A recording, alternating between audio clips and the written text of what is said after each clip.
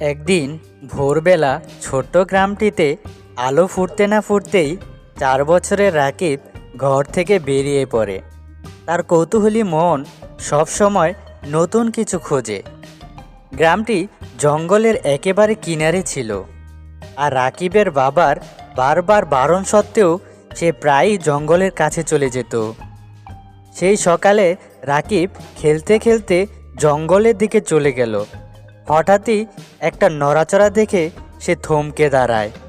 সামনে একটা ছোট্ট বানর বসেছিল, যার চোখে ছিল ভয় আর কৌতূহল। রাকিব হাসি মুখে বানরটির দিকে তাকায়। সে মনে মনে ভাবল, এটা তো আমার মতোই ছোট্ট। বানরটিও ধীরে ধীরে রাকিবের দিকে এগিয়ে এলো। রাকিব তখন তার পকেট থেকে একটা কলা বের করে বানরটির দিকে বাড়িয়ে দেয়। বানরটি প্রথমে দ্বিধায় থাকলেও পরে সাহস করে কলাটা নিয়ে খেয়ে ফেলে।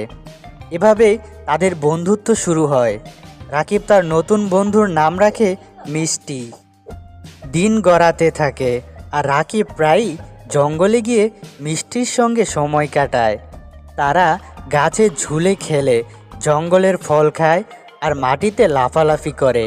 রাকিব মিষ্টিকে গ্রামের গল্প শোনায়, আর মিষ্টি মাঝে মাঝে তাকে অদ্ভুত সুন্দর জায়গাগুলো দেখায়।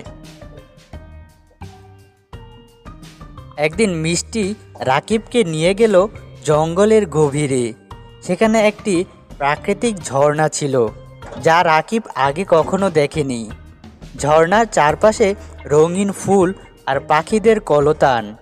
রাকিব অবাক হয়ে গেল।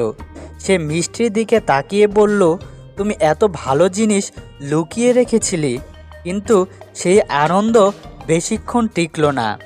রাকিব ঝর্ণার পাশে একটা বিষাক্ত সাপ দেখে ভয় পেয়ে যায়।